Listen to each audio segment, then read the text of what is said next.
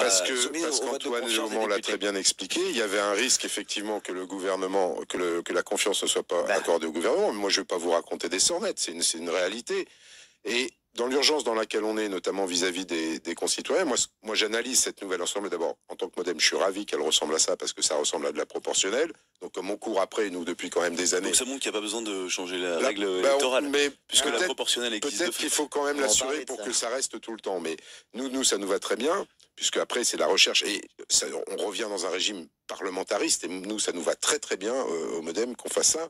Donc, visiblement, apparemment, elle n'aurait pas eu la confiance. Ne pas avoir la confiance, ça fait tomber le gouvernement. Ça veut dire qu'après, on refait un nouveau gouvernement.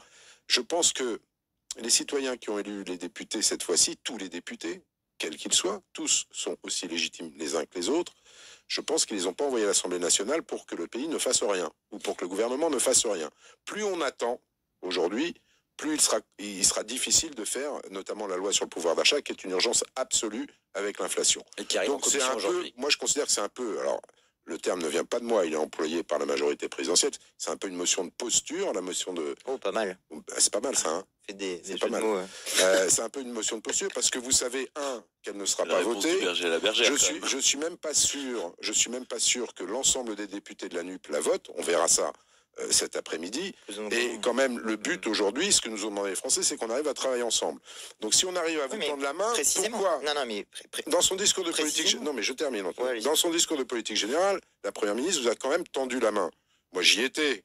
Enfin, il y a eu des attitudes. Elle n'a pas cité Mathilde Panot. Non, elle n'a pas cité Mathilde Panot. Enfin, Mathilde Panot l'a traité de rescapée. Enfin, dans son discours de politique générale, Mathilde Panot n'a pas été d'une... on n'est pas d'une justesse et d'une gentillesse exemplaire. Hein. Si vous voulez passer l'ensemble du quinquennat, s'il n'y a pas de dissolution, l'ensemble du quinquennat, à faire de l'opposition pure, même quand il y a des mesures qui sont en faveur des gens que vous défendez, eh bien les gens vous jugeront là-dessus. Ils vous ont mis à l'Assemblée nationale pour voir si vous êtes en capacité de gouverner.